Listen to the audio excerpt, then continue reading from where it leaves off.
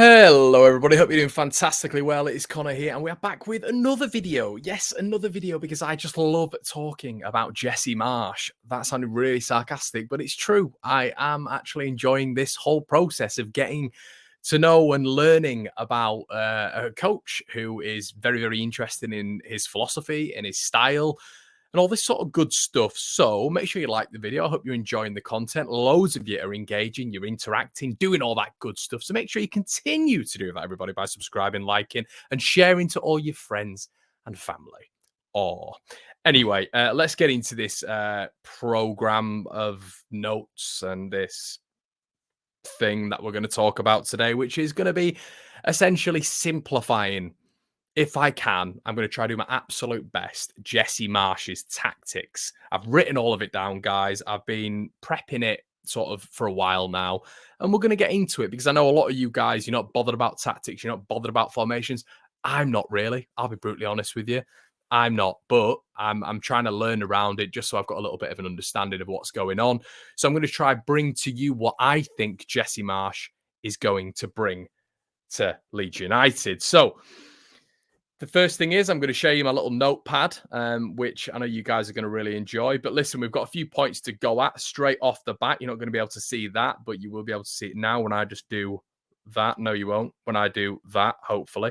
And I'm just going to blow it up. So straight off the bat, everybody, conclusively, what we're going to sort of derive from this? Well, essentially what this guy's going to bring is a little bit of pragmatism. He's going to adapt to the opponent, which I think is what Leeds United have been missing, in my personal opinion. I think in the Premier League, you've essentially got to give it the utmost respect. And listen, I think Bielsa did that, but I think he was just so stonewalling what he did, which was so commendable to him, to his practice, which has been working for him for the best part of 40 years.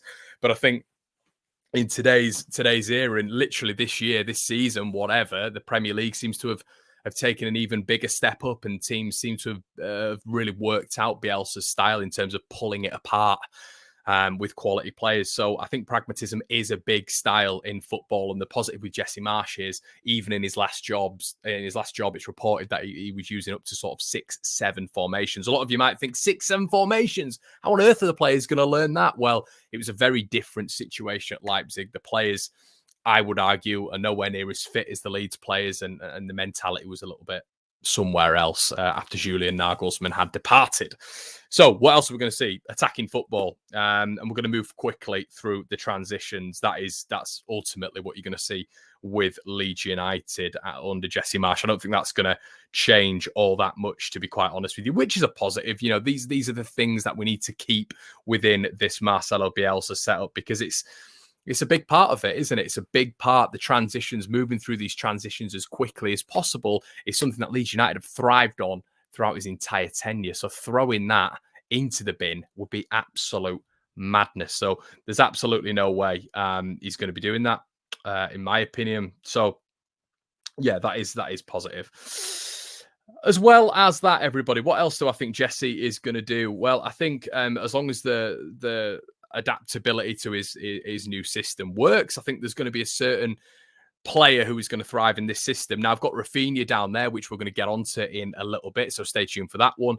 Rodrigo, I think naturally he's going to thrive because he's going to get more minutes. He's going to get more minutes. You're probably going to see a standard 4-2-2-2 formation. It could be something completely different, but that is what he prefers. He prefers playing vertically, pressing as a unit, which we'll get onto in a little bit as well. But there's probably not going to be a lot of overthinking in that department. You're probably going to see two strikers starting, which is going to be really novel for us after seeing Dan James as a false nine, seeing Jack Harrison as a false nine, even in game, seeing Rafinha as a false nine. You're probably going to see a lot of Rodrigo in this sort of striker department, which is what he's been known for throughout his entire career. So you would expect someone of his quality, his technical ability as well, to really thrive here. For sure, I think there's going to be a big thing with Adam Forshaw in terms of how he's going to be able to adapt to this system as well, because there's going to be a lot of closeness in the way Leeds are moving, in the way Leeds are playing, the way Leeds are moving through the transitions, essentially. And I think Adam Forshaw's his short space passing is very, very good. You know, when you look over sort of an 8 to 9 to 10 yard span on the pitch, Adam Forshaw is probably the best in the entire squad, in my personal opinion. And that's why Marcelo Bielsa called him the best player in the squad when he first came over. His short distance passing is extremely good. The accuracy of his passing as well is one of the best in the Leeds United setup. So I think when we're playing vertically, I think he's going to be able to do really, really well in this system, being in close quarters with his other teammates. And obviously, Joe Gelhardt, who I think is going to get more minutes under Jesse Marsch, and Jesse Marsch has a real opportunity with Joe Gelhardt to say, look, if Gelhardt knocks on his door and says, look, I'm ready, which I'm sure there's going to be a lot of man management there with Jesse Marsch and Joe Gelhardt. He'll know the profile of the kid. He'll have his arm around him. I'm sure they're going to be in direct conversation probably now today, discussing what his plans are for Joe Gelhardt. And I do feel that he's going to be a significant part of that front two, to be honest, especially when Patrick Bamford is out. So what's not been working for Leeds United, as we all know? Duels. That's been the big problem, hasn't it? Leeds losing them all across the pitch. Leeds have just, this has been the problem, hasn't it, for a while now, that it's not, the system has been breaking down. Andrea Radrizzani referred to it as broken, which I thought was quite interesting, actually. Let me know what you think in the comment section below about that. But when he was referring to it as broken, I don't think it was just, off the pitch, which a lot of people are alluding to, but I think it was on the pitch as well. The man marking was there, but it was there in spades. It wasn't accurate. It wasn't working. The overlaps weren't there. A lot of the system, the press, we'd not seen the press in so long. So 3 compartments of the Bielsa system for me were breaking down. And I think the duels are a big part of that. And listen, it's been the quality we've been against. Of course it is. But when you're getting players like Alex Iwobi, who with the utmost respect is nowhere near the quality level of some of the players that we've been coming up against, having, a man of the match game against Leeds United and players of that ilk, being able to do those sort of things. Leeds have been losing the duels, especially in the midfield, if you've been watching Leeds throughout the past 2 months. So this is something that needs to be taken into consideration massively, because it's not going to be a man-for-man system, as we know. It's going to be based on the unit. So instead of duels, what Marsch is going to do is seemingly work on triggers. And what I want to do when I'm talking about this, guys, is just move you slightly over to something a little bit different, which I think will give you a little bit more of an indication of what Jesse Marsch likes to do, and a little bit more of a visual. I am one of these people who appreciates the visual. So this is sort of what we're looking at here. We're going to listen to Jesse Marsch for a little bit. This is in a 2-2-2. It's against 7 when you include the goalkeeper. So this is moving as a the unit. The team is trying to dribble through the gates here, and we're playing as wide as the 18 box. Okay, so here the team's waiting. The first player attacks, the next, and see here, right? That this is almost exactly what we drew up with the 3 against the 2 or the outside back on that side of the field. Then they play combinations quickly forward. They're closing down. So again, you don't see that our team is very open. We're compact. Helps defensively. Vertically, directly to goal. That even if we lose it, we'll be aggressive to go win it back, like we are here, and finish and score from technically a counter-pressing moment. Okay? And look where the 6 end up at the end of the play. So it's with and without the ball, it's always about ball orientation.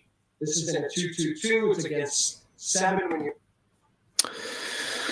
So, yeah, I mean, that makes a lot more sense, doesn't it? And when they say vertical, don't be confused when they say vertical, because that essentially just means directly to goal. When there's a small amount of spaces, it's much easier for you as a team to be able to close the opposition down, but also work as a unit when you're in possession, as Jesse Marsch has just said then, to attack vertically, to get towards and to score essentially goals. So that's where it's very, very different. That's where we need to take a lot into consideration with how this is going to be very, very different. The triggers for Leeds pressing as a unit and the timing is absolutely quintessential in this working, which is something that we all need to take into consideration when looking at this, really. So what else have we got to discuss? So there's a positive, isn't there? How will this be helped currently? Well, the Leeds players are really fit. and they're impressionable. I said this yesterday, and they are. You know, let's be brutally honest about this. You know, it's a squad that was highly impressionable throughout their entire tenure under Marcelo Bielsa, and I feel that that's going to continue. I feel that they're really going to graft. There is a good, in my opinion, team ethic at Ellen Road, and that has been honed in by Marcelo Bielsa, who has laid the foundations for this. And I think this is going to really benefit Jesse Marsch. It wouldn't have done at Leipzig. It was a completely different scenario. But this, for me, he is following a legend like he did at Leipzig. But I feel like the foundation is completely different. I've just got here the two most difficult ways of implementing this originally would be the mentality and the physicality of the squad as well, which you know is almost going to be sorted straight away.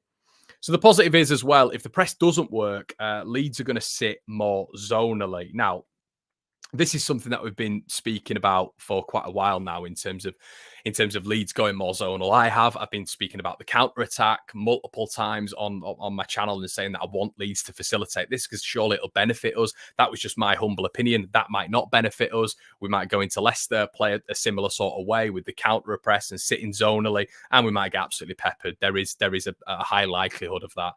Touch wood, that doesn't happen. But, you know, that's where he can be flexible with tactics. He could go to a 3-4-3. He could go to a 4-2-3-1. He could even keep it as a 4-1-4-1, which will be really interesting. But sitting more zonally is really important to the system because it's the sort of standardized way of defending that we're all used to than with what we see in the Premier League. And essentially, when they sit more zonally under Jesse Marsch in his formation, they wait for the cues. They wait for the triggers. Timing and trust is absolutely key. As well, he's played so many systems at RB Leipzig, and the fascinating one about the fascinating sort of system that he played at Leipzig, and I think this was the problem due to personnel. Obviously, Upamecano moving on, Canate moving on, Sabitzer moving on, Nagelsmann, the chief, moving on as well. But just on personnel, they had to really fluctuate in terms of the system, and the 3-4-3 was something he used a lot. It wasn't very successful, but it's definitely something that could shore Leeds United up, as I've mentioned before. 7 bodies essentially behind the ball when the opposition are attacking, and then using those cues to break. And I think the big thing as well is going to be the proximity, the close proximity of players, which is going to be fascinating when it comes to building up from the back with Illan Meslier as well, because we've seen problem after problem after problem with that, haven't we? Hitting the wide options, that is going to change, as I've said multiple times, because he likes to play vertically. So I doubt you're going to see anything like that, which I know will be a thing for a lot of Leeds fans, where that's very, very beneficial. Okay, so what have we got next, everybody? Like a PowerPoint presentation. Loving it. Hope you're enjoying it, though. Make sure you like if you are. So as I said, the proximity is a big thing.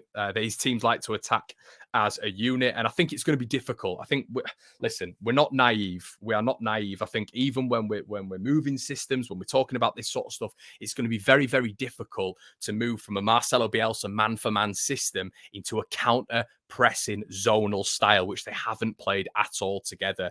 Listen, they're very, very fit. The mentality is good, but even that tweak is still going to be a lot. It's still going to be a lot to ask in 12 games, and it's still going to be a lot to immediately put in into these Leeds United players' psyches who've been involved in, you know, probably hundreds of games under Marcelo Bielsa, where the style is man for man. It's duels across the pitch.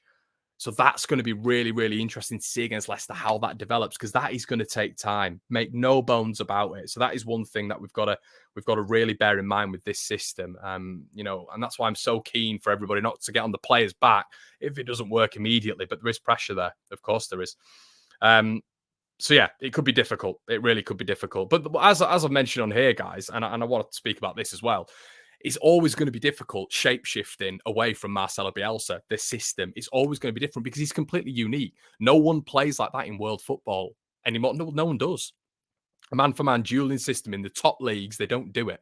Well, top leagues in Europe. Probably the closest is maybe Gasperini, but I feel like he's got a better defensive setup than we have. And there's more, well, with Bielsa, there's more sort of onus on the defensive system. But yeah, aside from that, it's very, very unique. So I think what you're going to as well see, as I've mentioned with Gelhardt and as I've mentioned with Rodrigo, the James experiment is going to be dead, which is going to make a lot of Leeds fans very, very happy. Rafinha is something that I wanted to touch on as well. It's going to be really interesting to see what happens with Rafa, and the reason it's going to be interesting with Raf, as I've highlighted here, is it's because he might have to go central. If they are playing a 4-2-2-2 system, of course, within that attacking two, think of it as sort of like being completely vertical, completely central. They are going to span off, but if they're in close proximity with each other, Jesse Marsch is not going to want Rafinha to be here, Dan James to be here. He doesn't want these gaps. He wants everybody to be in a unit. That's what you've got to take away from this. It's all about the unit being in close encounters with your teammate. That's all what it's about. Trust. That's the RB model that he essentially. Julian Nagelsmann came into Leipzig and wanted to take it a little bit away from the RB model, wanted to make it a little bit more possession based. He came in, wanted to bring it back to the RB model, Jesse Marsch, and this is the RB model, close proximity and attacking as a central unit. So there's going to be absolutely no emphasis on width, which is where it's going to be really interesting to see what happens with Rafa, because if there's no emphasis on width, how is Rafa going to thrive? Is he going to come more centrally? Because if he does come more central, people have been asking for that, but we've not seen it a lot. But a really nice comparison that I did find on the old net is Nkuku, who was part of the RB system, the system when Jesse Marsch was in charge. Same position as Rafinha. As you can see there, he had 14 goals in 22 games and worked really well. And maybe the arm around the shoulder will really, really work with Rafinha at the minute. I think it could. I think it's a little bit complicated for him at the minute. I think he just needs to focus on his game, but he will have to hone into this system. But will that benefit him a little bit more? That's going to be the question. Talking about the system, I want to touch on something else right now. I want to touch on something a little bit different. This is something I found on Twitter. Shout out to MRDRBLL, whatever that means, but shout out to you, my friend. This was something that I found which was pretty cool, which sort of gives you a little bit more of a breakdown.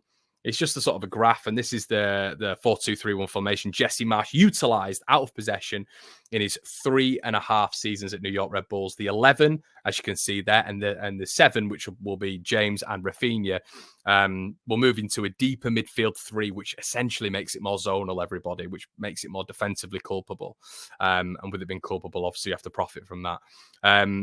And that's when the opponent hold the ball. In contrast to Bielsa, Marsch utilizes a very narrow formation here. This is indicative of the pressing side that looks to close the midfield space. So as you can see, the proximity, which we've spoken about, is, it's evident everywhere, isn't it? Here you can see the central pressing formation used. The formation adapts to a 4-3-3 and uses the striker as a wrap, which I found really interesting, instead of a direct pass. The 10 is used to block the passing lines into the central midfielders, while any intermediate passing routes are focused on the pitch that are man-marked. Jesse Marsch also plays to leave the crossfield switch open for the opponents. I assume he sees this as the lowest odds pass out of the press, which could create. So it's going to be interesting to see what happens with Calvin as well. We're going to get into Calvin just a little bit in just a little bit, but with the proximity, as I've mentioned before with Adam Forshaw, I think it's going to be beneficial to him. But when you look at someone like Calvin Phillips, who drops deep and has a real gap between that defensive midfield role in that one and the central midfielders just ahead. If you look at, let's say, I don't know, per se, Stuart Dallas or Matthias Klick, the proximity is quite wide, isn't it? Calvin gets the ball, looks to distribute out wide. Sometimes he'll look for Bamford, and sometimes you can get a Matthias Klick who literally is about 10, 15 yards ahead of him, because that 4 is used to be an attacking 4 as well as Patrick Bamford. This is going to be completely different, and this is where the learning comes in, because Calvin Phillips' role is going to be completely adapted. It's going to have to be completely different. There's a likelihood he's going to be sat next to Adam Forshaw as well. The only time we've really seen him in a double pivot is for England next to Declan Rice. So that's something to take into consideration as well. Phillips, listen, it could be one of those where Phillips really has to adapt to this system, which maybe not a lot of people are taking into consideration because it is Calvin Phillips. Something else, I follow someone on Twitter called Grace Robertson. Sorry, she's absolutely fantastic. And she spotted something when she was talking about the new way going forward with Jesse Marsch, about how this essentially might be a little bit of a problem. Javi Martinez was sort of a little bit long in the tooth. We know he's been around for a while. And he found it extremely difficult to learn Guardiola's zonal marking. Obviously, when Guardiola went to Bayern Munich, having been used with Bielsa, obviously Bielsa had Javi Martinez and made him, like similarly with Calvin Phillips at Atletico Bilbao, and he found it extremely difficult to adapt. So as you can read here, Dante is in his element, but Javi is struggling. The rainy afternoon is significant for two reasons. Without anything having been openly said, it is obvious that this is a first step towards him returning to the position of a central defender, and also that he will have to undo almost everything he learned at Bilbao under Marcelo Bielsa. Now, this is massive, isn't it? Because this is our entire team. So this is where we're all talking about positives. We're all looking forward and we're all thinking to ourselves, it's going to be a seamless thing. We've heard Jesse Marsch several times talk about complexity being reduced, the stress, the anxiety being taken away from the players, which is massive. So maybe he will still use a little bit more of the Bielsa initiatives to simplify it so the players don't have to completely learn something new.